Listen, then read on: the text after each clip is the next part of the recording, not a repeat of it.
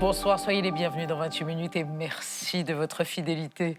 Salut mes camarades. Bonsoir Elisabeth. L'actualité, c'est l'héritage en question en France. Selon le dernier rapport rendu public lundi par le Conseil des prélèvements obligatoires, le patrimoine total des Français est constitué à 60% par la fortune héritée en 2025, contre seulement 35% en 1970.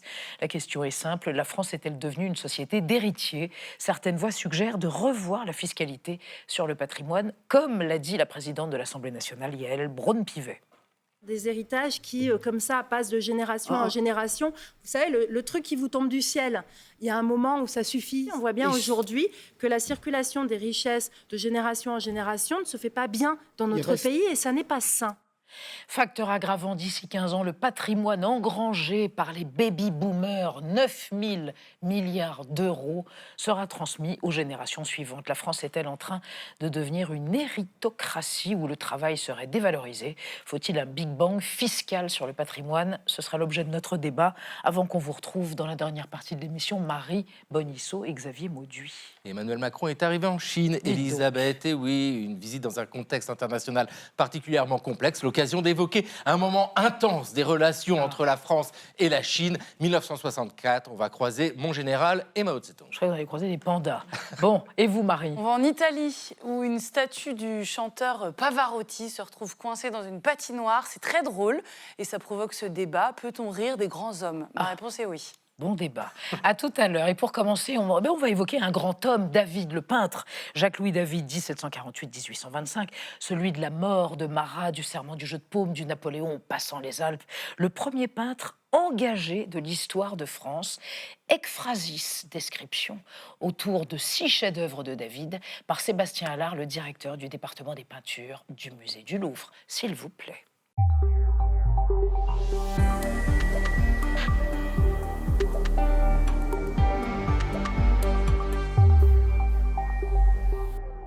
Sébastien Allard, bonsoir. Bonsoir. Je vous présente Anne Ndiaye et Bonsoir. Benjamin Sportouche. Vous êtes le co-commissaire de l'exposition David, qu'on peut voir en ce moment au Louvre. Sébastien Allard, il était chez lui au Louvre. Il a eu un atelier et un appartement, David.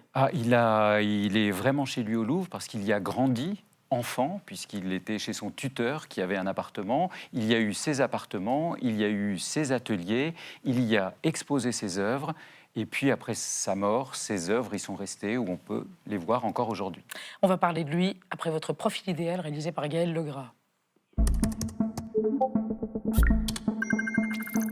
Sébastien Allard, vous êtes directeur du département des peintures au musée du Louvre et co-commissaire de l'exposition Jacques-Louis David qui se tient jusqu'au 26 janvier prochain. Comment ne plus réduire l'étoile du père de l'école française au statut d'image iconique? Pour répondre à cette question, vous avez le profil idéal. Jacques-Louis David est né à Paris en 1748. En 1781, à l'âge de 33 ans, il a déjà peint La mort de Sénèque, Érasistrate découvrant la cause de la maladie d'Antiochus, Saint Jérôme, ou encore Saint Roch intercédant auprès de la Vierge pour la guérison des pestiférés. Et il décroche l'agrément de l'Académie royale de peinture et de sculpture avec Bélisaire demandant l'aumône. En 1785, avec le Serment des Horaces, David trouve une forme qui lui est propre.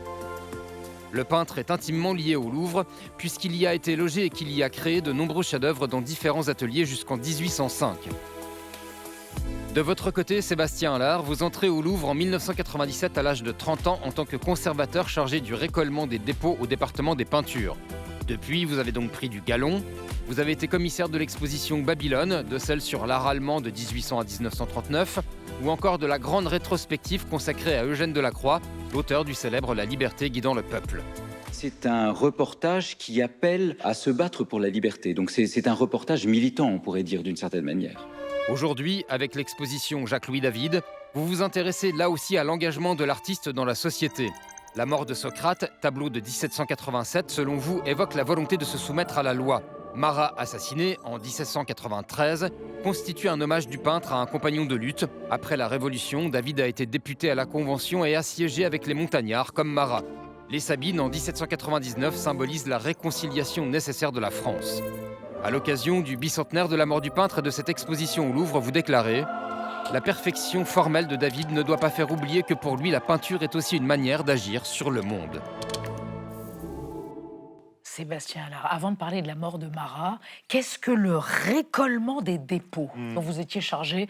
Nous sommes des béotiens, nous ne savons pas ce que c'est. Alors, le récollement des dépôts, le département des peintures a 6 000 œuvres conservées dans le Louvre et 6 000 œuvres conservées dans les musées en région. Le récollement consiste à aller vérifier que ces œuvres sont bien exposées, bien entretenues, là où elles sont. Et bien voilà, c'est beaucoup plus clair, Sébastien Allard.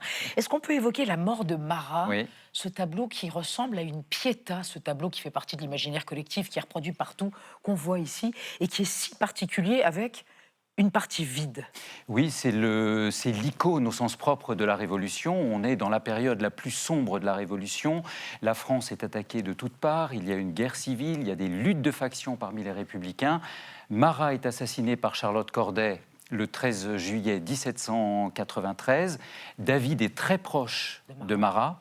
Il a été l'un des derniers à l'avoir vu vivant, puisqu'il avait rendez-vous quelques heures avant Charlotte Corday. Et donc, après son assassinat, il fait un tableau à un moment où Robespierre, dont il est proche, lui dit « Il faut qu'on ait des martyrs républicains pour compenser, d'une certaine manière, la mort de Louis XVI, qui a été exécuté le 21 janvier de la même année. » Et il exécute ce tableau où il reprend des éléments d'une iconographie christique, les instruments de la Passion, le couteau ensanglanté, la lettre avec laquelle Charlotte Corday a pu s'introduire chez Marat, qui est dans une baignoire parce qu'il avait une maladie de peau. C'est ça, oui. Voilà. Et il devait prendre des bains chauds pour soigner sa douleur. Elle le poignarde et puis le tableau s'inspire d'un tableau de Caravage, une déposition du Christ qui se trouve à Rome et qu'il avait vu dans sa jeunesse lorsqu'il était à Rome. Donc de manière totalement assumée. Est-ce qu'on peut évoquer les femmes? Chez David, il y a 2 tableaux où les femmes apparaissent. D'une part, pleurant, les Horaces, et d'autre part, empêchant les hommes de se battre, dans les Sabines. Et ça, c'est très frappant. Oui, dans les tableaux d'histoire de David, on a des hommes qui agissent. Oui. Et qui exprime la vertu, ce que doit être la défense de la patrie, tous ces grands thèmes. Et les femmes, dans ces tableaux, alors quelquefois elles pleurent, mais pas toujours, elles représentent le sacrifice que la vertu implique. Et on passe d'un moment où les femmes sont, disons, passives, aux Sabines, qu'on vient de voir, où là, elles s'interposent entre les hommes pour arrêter les combats et pour dire « cessez de vous battre parce que nous avons eu des enfants et que si vous continuez à vous battre, c'est-à-dire que si ce combat ne repose plus sur la vertu mais sur l'amour de soi, eh bien, Rome ne naîtra jamais. » Avec une allusion, bien sûr, à la République. Et évidemment, une allusion à la République, puisque ce tableau est de 1799, donc 6 ans après, entre guillemets, la Terreur, après ces moments où les Français se sont déchirés. Donc c'est un appel à la réconciliation entre les Français. Il y a aussi un grand inachèvement dans sa carrière. C'est le tableau qui le hantera toute sa vie. C'est le Serment du jeu de paume, qui est exposé d'ailleurs dans l'exposition, qui est immense, qui est grandiose, mais qui n'est pas fini. Loin de là. Non seulement il est immense, mais ce n'est qu'un bout, parce que le tableau a été découpé, donc il fait 6 mètres de long, mais il était 3 fois plus long. Et c'est un tableau qui célèbre l'événement fondateur de la Révolution, le moment où les députés du tiers-État se réunissent dans la salle du jeu de paume et disent « nous ne sortirons que lorsque nous aurons donné une constitution à la France ». Le problème, c'est que le temps de la peinture est plus lent que le temps de l'histoire et qu'à cette belle unité que David devait célébrer a succédé très vite la discorde entre tous ces personnages. Certains avaient déjà perdu leur tête d'ailleurs et d'autres étaient morts. Oui.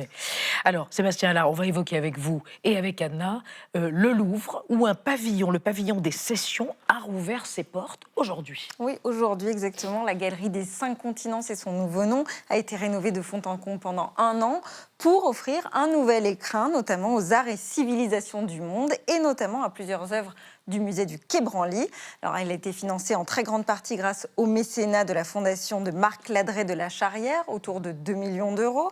Et cet espace compte désormais, on le voit ici, un vestiaire, un café, mais aussi un ensemble de peintures qui a été commandé à l'artiste Marlène Dumas. Sauf que cette ouverture coïncide à quelques semaines près avec la publication d'un rapport au vitriol de la Cour des comptes sur la gestion du Louvre. L'institution reproche notamment au musée d'avoir sacrifié la sécurité et l'entretien au profit, je cite, d'opérations visibles et attractives, d'acquisition d'œuvres et de réaménagement muséographique. Alors, est-ce qu'elles vous paraissent, à vous, justifier ces accusations ?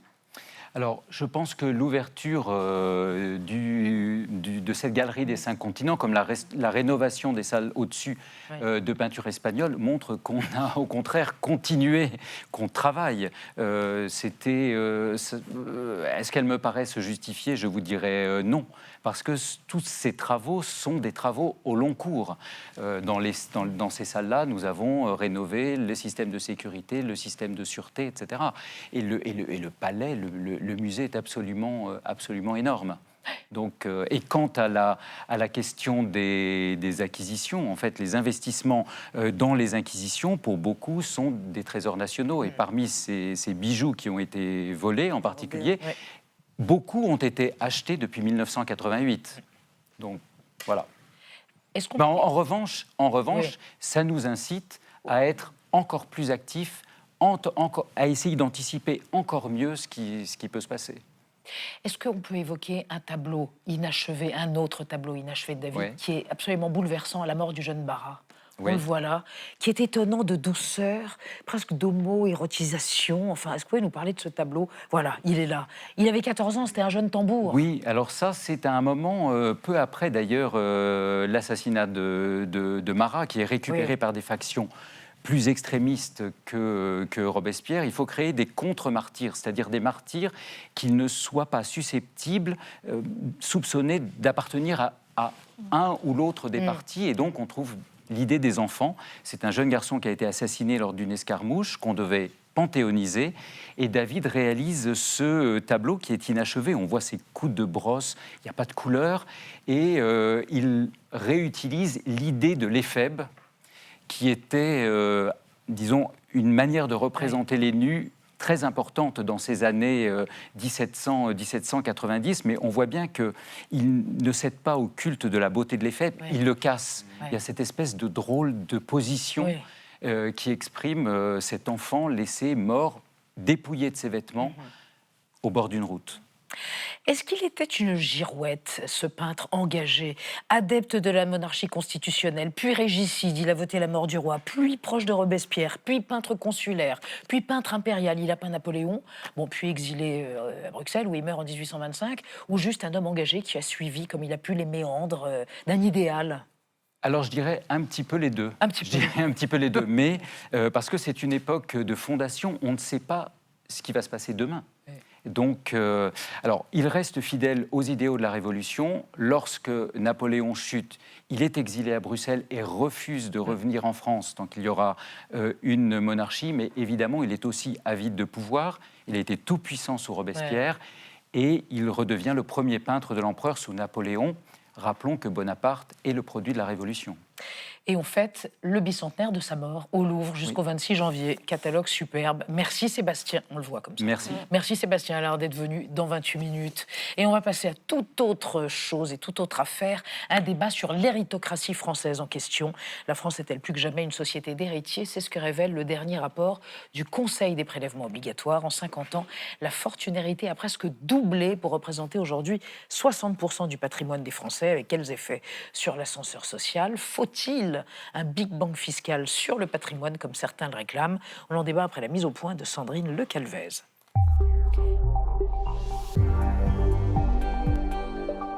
L'héritage provoque souvent des tensions dans les familles, mais pas seulement. Un rapport vient de raviver un débat politique explosif en préconisant de réformer la fiscalité du patrimoine, comme l'avait déjà proposé Yaël Braun-Pivet, prête à plus taxer les héritages. Des héritages qui, comme ça, passent de génération en génération. Vous savez, le truc qui vous tombe du ciel, il y a un moment où ça suffit.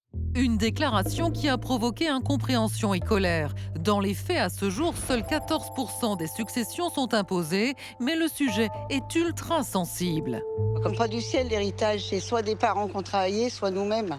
Donc faut arrêter, quoi. Lorsqu'on hérite de ses parents, eh bien, on hérite du travail, de leur travail. Et donc, quelque part, je trouve que c'est tout à fait anormal d'être taxé sur un héritage. Est-ce anormal ou cela permet-il de réduire les inégalités, sachant qu'aujourd'hui, la fortune héritée représente 60% du patrimoine des Français contre 35% au début des années 70. Le débat s'est invité à l'Assemblée avec des positions tranchées, comme ce jour-là, échange vif entre le Rassemblement national et la France insoumise. Fiscaliser l'héritage, c'est un impôt sur la mort et c'est honteux. Il n'y a pas de raison que parce que vous êtes né dans une famille ou une autre, eh bien vous soyez riche de manière indéfiniment et pour les générations à venir. En réalité, votre logique, elle conduirait à recréer une noblesse d'argent. Cette noblesse d'argent, pour reprendre les termes d'Éric Coquerel, n'a pas à craindre pour ses fins de mois. D'ici 2040, les baby-boomers de la génération des 30 glorieuses vont transmettre à leurs descendants 9 000 milliards d'euros de patrimoine.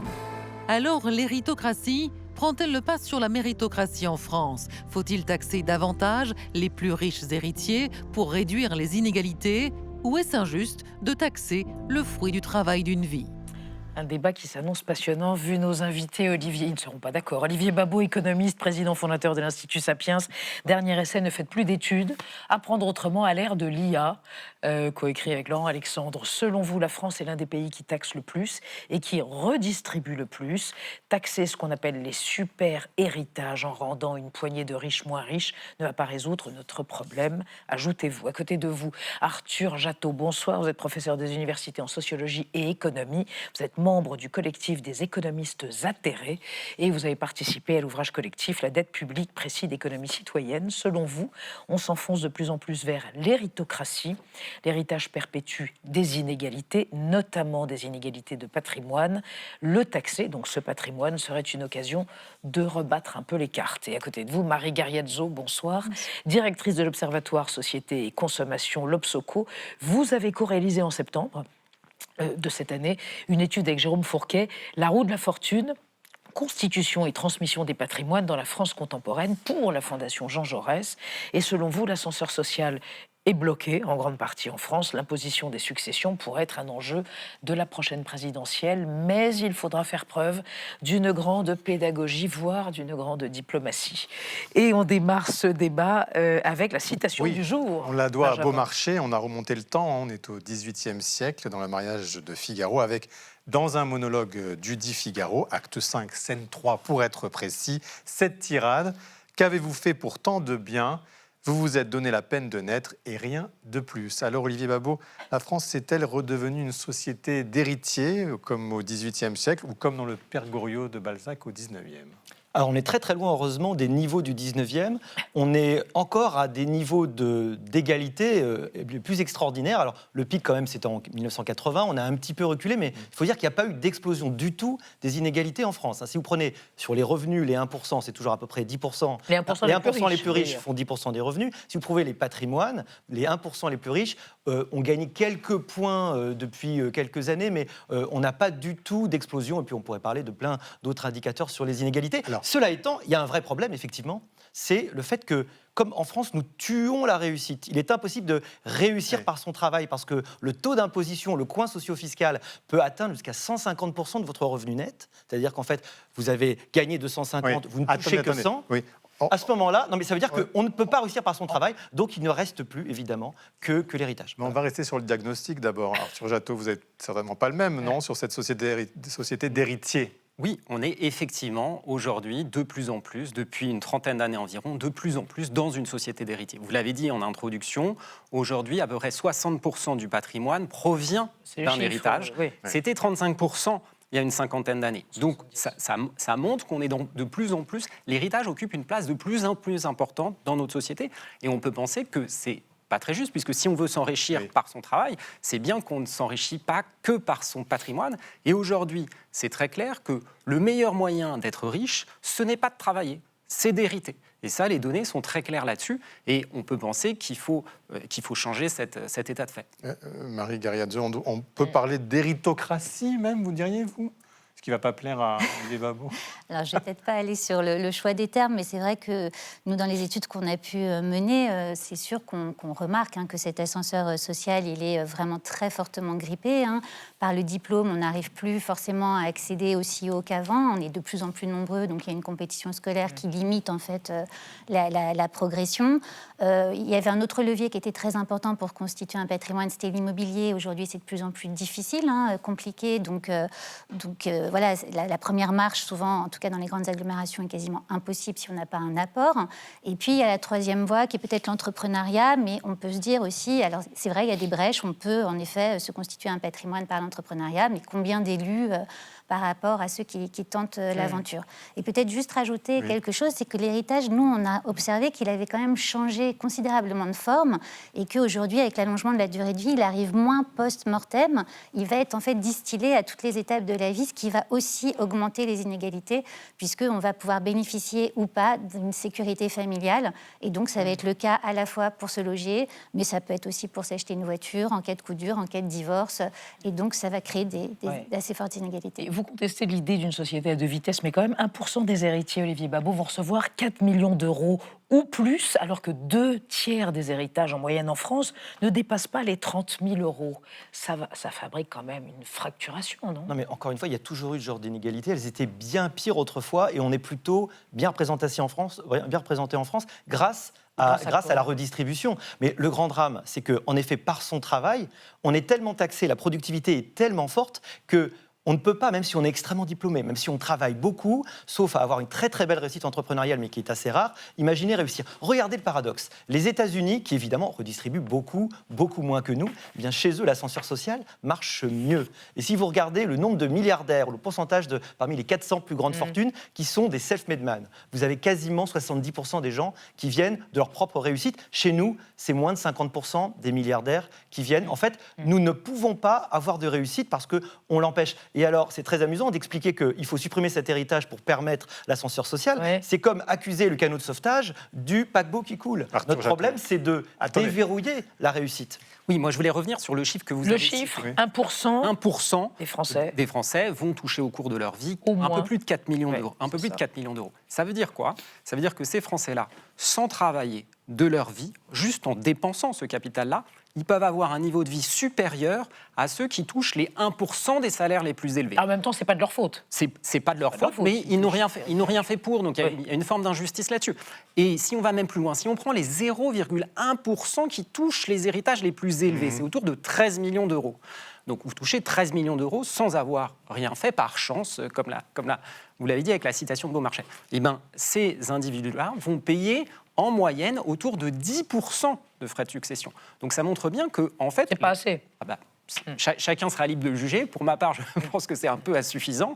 Et ça fabrique une société d'héritiers qui perpétue les inégalités de patrimoine qui sont très élevées aujourd'hui. Juste pour donner un dernier chiffre, le patrimoine moyen des 10% les plus riches est 464 fois plus élevé que celui des 10% les plus pauvres. Et vous allez commenter ce que va nous expliquer Anna, c'est que la grande transmission se prépare dans 15 ans et tout ce qu'on dit n'est rien à côté de cette grande transmission. Oui, exactement. D'ici 2040, la génération des baby-boomers, donc toutes les personnes qui sont nées entre 1946 et 1964, devraient léguer 9 000 milliards d'euros au total à leurs descendants. Et c'est un montant historique selon la Fondation Jean Jaurès. Ce phénomène, vous l'avez dit, porte un nom, ça s'appelle la grande transmission et c'est très documenté aux États-Unis notamment. Les auteurs de cette étude, ils rappellent que même si l'héritage peut constituer un filet de sécurité, il est profondément inégalitaire.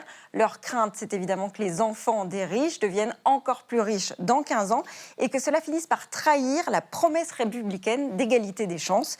Du côté du Conseil d'analyse économique, même analyse, eux déplorent une extrême concentration des héritages. Alors les trois auteurs de l'étude de la Fondation Jean Jaurès préconisent un impôt sur les grandes successions pour les 1% de Français qui détiennent les plus grands patrimoines. Ça permettrait d'augmenter mécaniquement les recettes fiscales et puis ça permettrait aussi de financer la recherche, la transition écologique et l'éducation.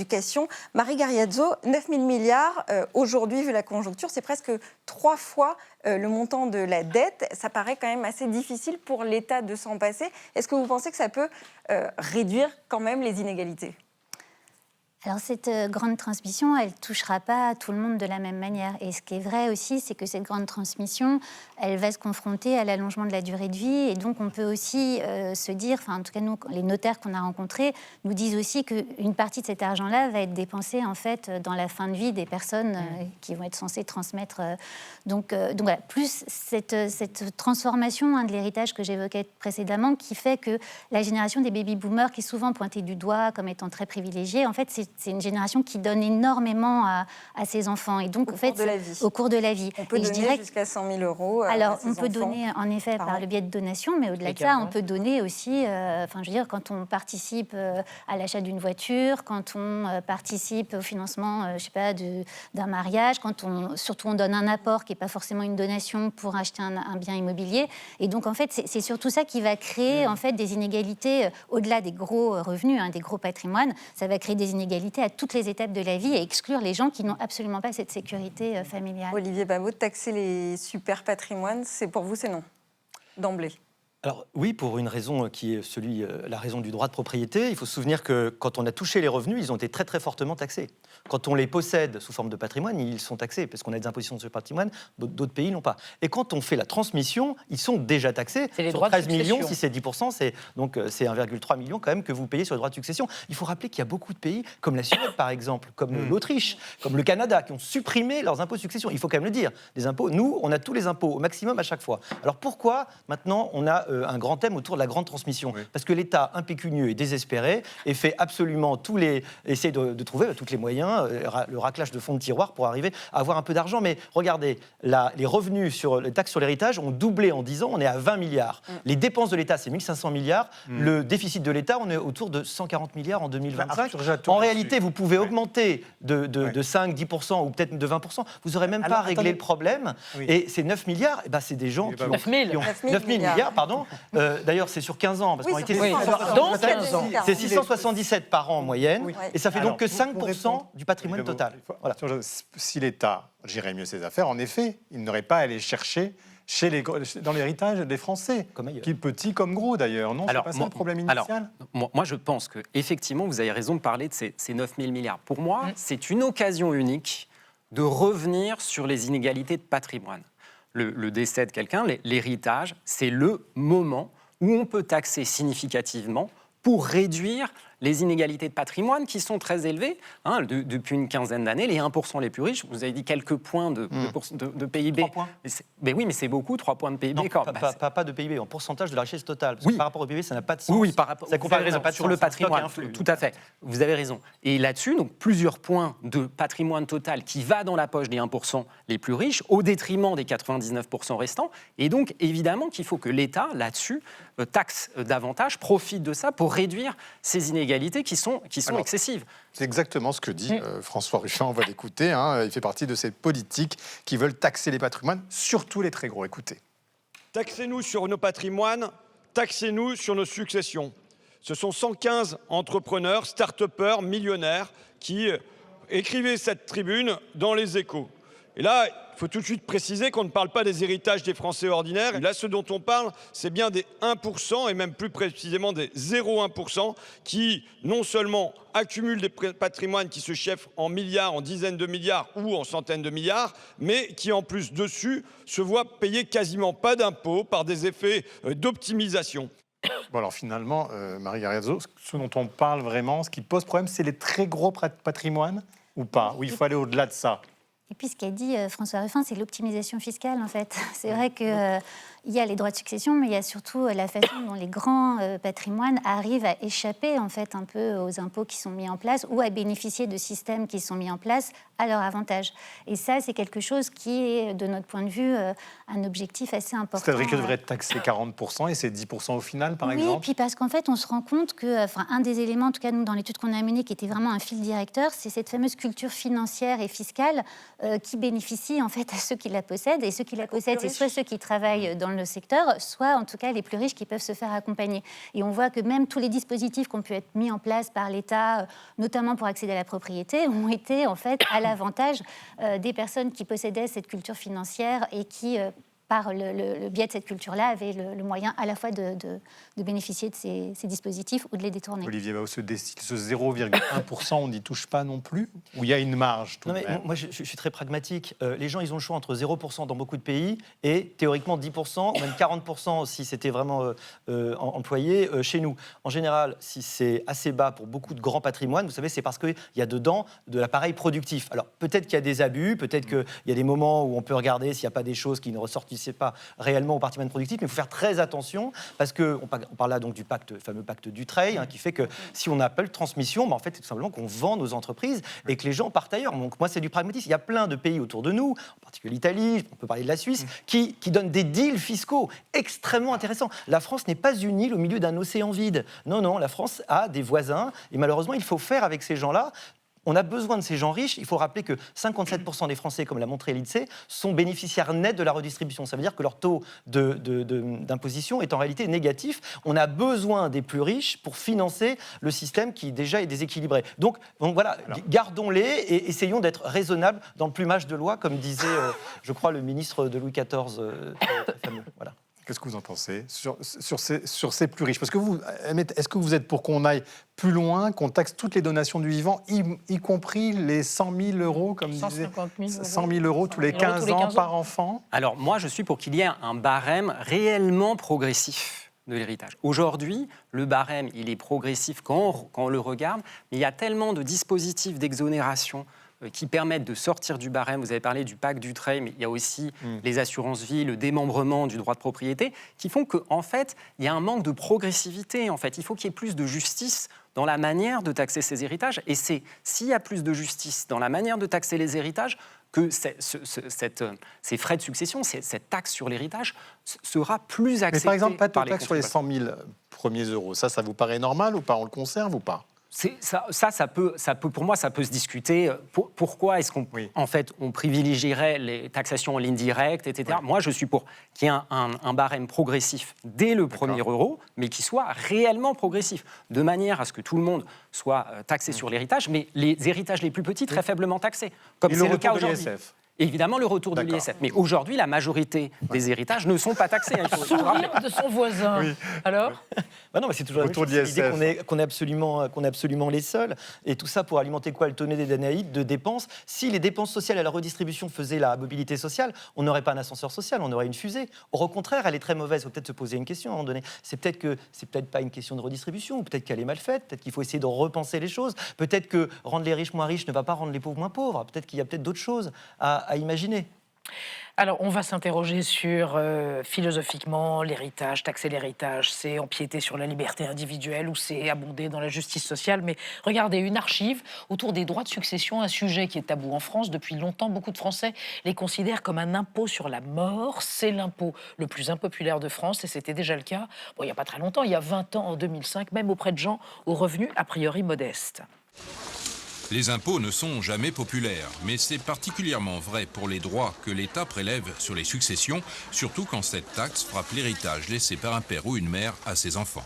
Toutes les personnes payent des impôts lorsqu'ils acquièrent un bien. Il n'est pas normal qu'ensuite les héritiers payent encore un impôt sur ce bien qui finalement leur vient des parents. Quand on voit des gens qui ont travaillé toute leur vie pour économiser quelque chose, ils l'ont acquis quand même par leur travail, et en plus qu'on doit encore payer quelque chose, c'est vrai que c'est pas tout à fait normal. Marie Gariazzo, quand vous entendez cela, il n'y a pas un immense paradoxe? La majorité des Français, une écrasante majorité d'entre eux, ne veulent pas de taxation du patrimoine, même s'ils n'ont rien à transmettre. Oui, c'est ça, c'est vrai, c'est un vrai paradoxe, c'est-à-dire qu'ils sont majoritairement pour le rétablissement de l'ISF, même la taxe Zuckman, mais ils sont viscéralement opposés à l'augmentation des droits de succession. Pourquoi? Alors, parce que je pense qu'il y a une surestimation, on l'a déjà un peu évoqué tout à l'heure, à la fois du montant des successions, c'est-à-dire qu'il n'y a que 15% des successions qui dépassent les 100 000 euros, il y en a 35% qui sont autour de 8 000 euros, mais je pense qu'on a en tête l'image que quel que soit le montant, on va être taxé, donc il y a déjà une surestimation de ça, plus du taux d'imposition d'imposition, alors qu'il y a 87% quand même des successions qui ne seront pas taxées.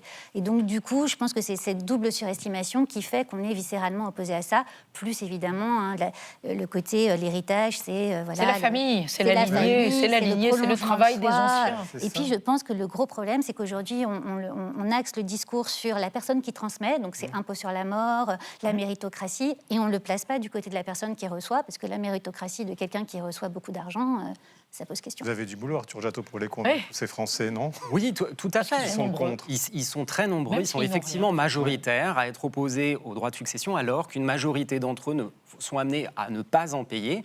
Moi, je rappelle juste un chiffre, un couple avec 2 enfants qui a 400 000 € de patrimoine, c'est-à-dire à peu près qui va être situé déjà dans les 20% des patrimoines les plus élevés, ne paye pas d'impôt sur les successions. Enfin, les enfants ne vont pas payer d'impôt sur les successions.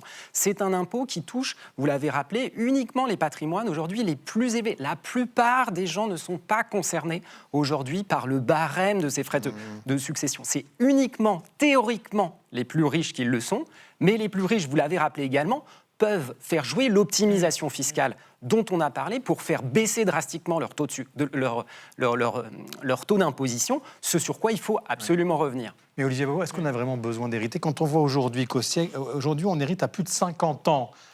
Au siècle dernier, c'était 30 ans.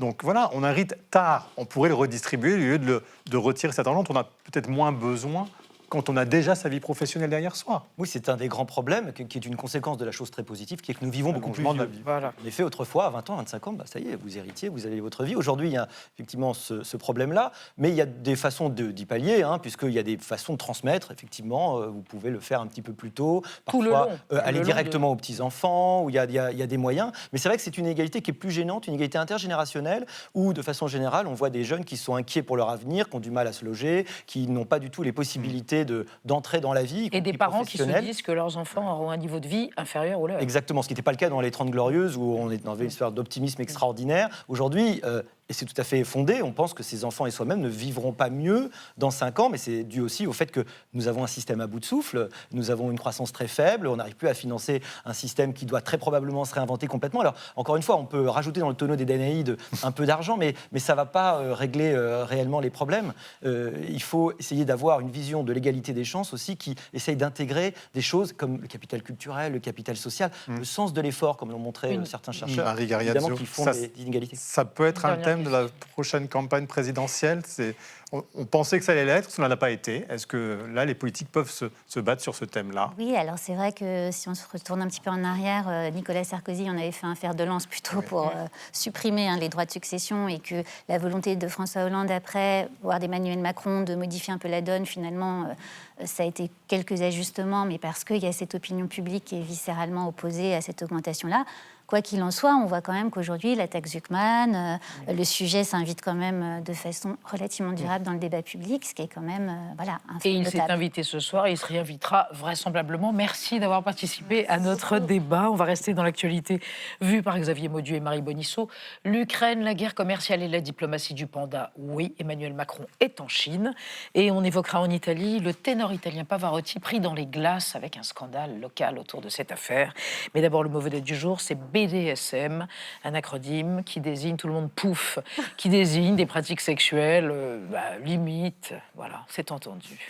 Voilà. On va parler du BDSM. Le BDSM, c'est complexe.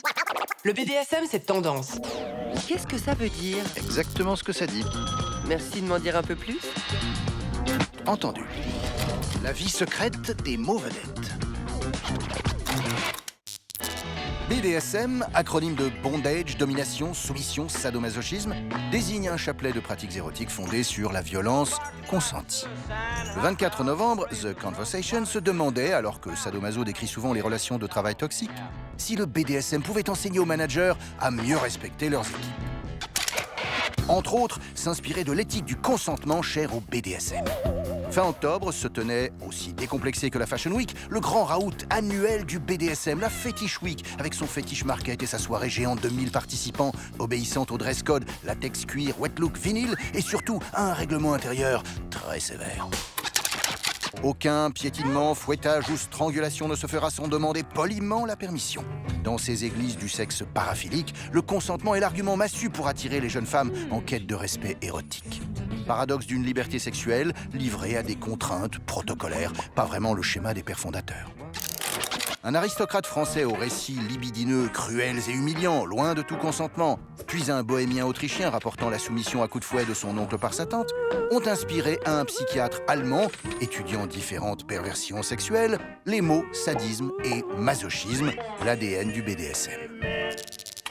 Si sadisme et masochisme étaient liés pour Freud, mais bien distincts chez Deleuze, Sartre ou Lacan, depuis ce chef mongol du XIVe qui trouvait de la volupté à se faire fouetter par ses femmes, jusqu'au parc à thème BDSM pour jeunes gens très polis, la pratique du plaisir dans la douleur est un œcuménisme où chacun porte sa croix de Saint-André. Thibaut Nolte a un gros QI. Ah, ce soir plus que jamais. Merci, monsieur Nolte. Marie Bonisseau, Xavier Mauduit, vos chroniques.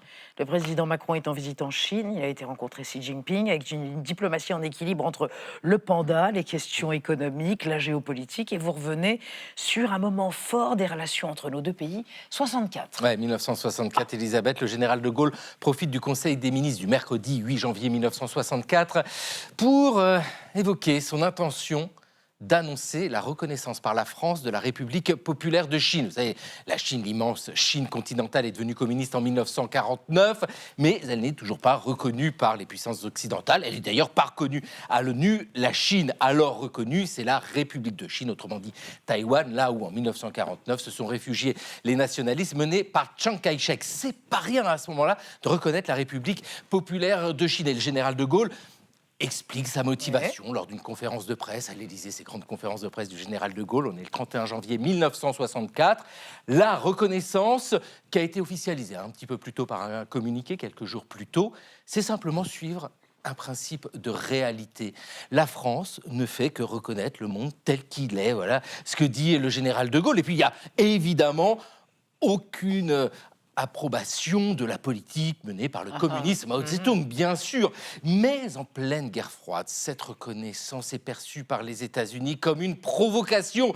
La France, première puissance occidentale à reconnaître la République populaire de Chine, c'est une fissure dans le bloc de l'Ouest. Et puis pour le général de Gaulle, et c'est complètement assumé, c'est une preuve de l'indépendance de la France vis-à-vis des États-Unis. Et qu'en pensent les Chinois, Xavier? Ils sont très contents, ils sont ravis, bien sûr, ravis de renouer les relations diplomatiques, d'accélérer les échanges commerciaux, les échanges culturels. Alors, c'est une jolie romance qui ne dure pas bien longtemps, parce que très vite, la Chine est engluée dans la révolution culturelle avec ses conséquences désastreuses. Quant à la France, sa politique internationale est critiquée, et notamment lors de l'intervention à Djibouti. Vous voyez, une sorte de geste colonial dénoncé en Chine, où là, on entend à Pékin des slogans, il y a même des graffitis sur le mur d'enceinte de l'ambassade de France, De Gaulle, tête de chien. Ce qui vaut d'ailleurs cette saillie drôlatique, souvent rapportée, qui dit que le général de Gaulle se serait exclamé « Être traité de chien par des Pékinois, c'est un comble ». Ou alors c'est cocasse, on lit parfois les deux. Alors c'est très très discutable dans la formulation, particulièrement discutable, mais surtout ces petites phrases participent à l'image. D'un côté, mon général, la rigueur, et de l'autre côté, l'homme capable de saillies drôlatiques, vous savez, de bons mots, en l'occurrence ici, de jeu de Mao. Très bien, très accessible celui-ci. Merci, cher Xavier. Marie, décoration de Noël. En Italie, une statue du ténor italien Luciano Pavarotti se retrouve coincée dans... J'ai écrit baignoire. Non, pas une baignoire, une patinoire. Une patinoire, exactement. C'est jamais facile de concilier le plaisir et le patrimoine. En tout cas, le maire de Pesaro l'a appris à ses dépens. Pesaro, c'est un port italien sur l'Adriatique, une ville de musique et d'opéra, plus précisément, puisque c'est là qu'est né au XVIIIe siècle le compositeur Rossini. Et puis, c'était la station balnéaire préférée de Luciano Pavarotti, cette immense star du bel canto, qui avait une villa dans les hauteurs où il passait tous ses étés. Et donc, à Pesaro, sur la même place, vous avez le théâtre Rossini et une statue de taille réelle de Luciano Pavarotti en queue de pie, en bronze, qui semble inviter les passants à venir au théâtre. Alors, problème, cette année, cette place a été choisie par la municipalité pour installer la patinoire éphémère de Noël. C'est la première fois qu'on la met là. Et donc, pour des raisons techniques, Pavarotti s'est retrouvé, regardez, dans cette patinoire. Cerné. En fait, il Il est scellé au sol et donc on n'a pas pu le déplacer. Ils ont vraiment été obligés de le mettre comme ça dans la patinoire. Alors on est fin novembre. Le maire de Pesaro découvre ça. Il n'était pas pour à la base, mais il se dit bon, c'est fait, c'est installé. On va passer Noël là, autant en rire. Et donc il publie sur les réseaux sociaux, sur son petit compte Instagram, des montages photos qui sont faits. Vous allez le voir avec l'intelligence artificielle, où on voit, c'est très drôle, Pavarotti essayer de s'échapper de son piège de patinoire. Et même ensuite partir en hockey sur glace, tout gaiement. Voilà, franchement, c'est assez réaliste. Vous voyez, et il dit, venez les patineurs et les patineuses, venez toper dans la main de Pavarotti en faisant un petit tour sur la glace. Oui, C'est ce qu'il écrit. Il se prend une volée de bois vert, et le mot est faible, via le journal local.